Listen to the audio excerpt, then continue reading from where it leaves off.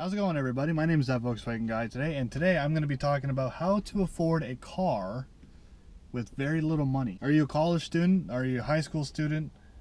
Or are you just trying to make ends meet and you need a car to get by? Me, unfortunately, I'm in that last category. I'm at a job making $16.70 an hour, and I wonder how I can afford to keep my Subaru Impreza running. So as you may have known, I bought my car little over last year, about December 1st of 2021, and I've had the car for about a year. Now, how do you actually afford a car with very little money? So the first thing you got to factor in is the cost for gas and insurance. Those are the two major things here. So with me, because I'm technically a G2 driver, not my fully licensed, I pay about $220 a month for insurance, and give or take about $75 to $95 on gas for the month. I fill up every 2 weeks, even though it only gives me about half a tank each time between the 2 weeks. So yeah, about $95 a month on gas. So with my paycheck, first things first, get a car that's somewhat on the cheaper side, but that doesn't need much maintenance. For example, get yourself like an older Toyota, older Honda. Make sure it's in relatively good shape. Make sure it doesn't need much for safety. Make sure to get it for relatively cheap, under $2,000 or less possibly. But with the way today's car market is, good luck. I'm really telling you that. So the first thing is, how do I afford this car? Well, one, I use my main job here. And second of all, so the first things first. The first things that I do actually is my main job here. That's my primary source of income. Then my secondary source is I do food delivery for an app called Skip the Dishes, which is very similar to Postmates and Uber Eats.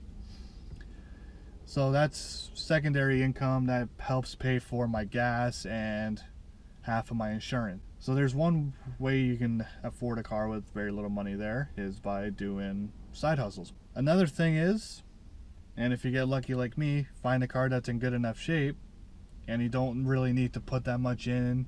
Like, I've only put in $2,000 within the whole year to fix this car properly. So that works out pretty good, I guess. But what if, say, you're in school and you don't really have time for a job, or your main job anyways? Well, what I would recommend is, if you can, try and get on your parents' insurance.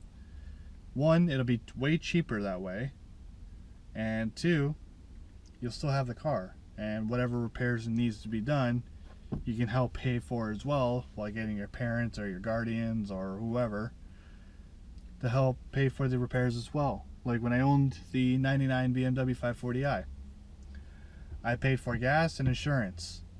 That's it. When it comes to the actual repairs, my mom actually fixed the car for me. Well, helped pay fix for the car. Ugly ass bike, wow. So that's another way you can afford a car with very little money. And third, and most of all, to afford a car with very little money, just buy beater cars. If you want to buy like the brand new, like Hyundai Elantra or Honda Civic or Toyota Camry or anything like that, anything new, good luck.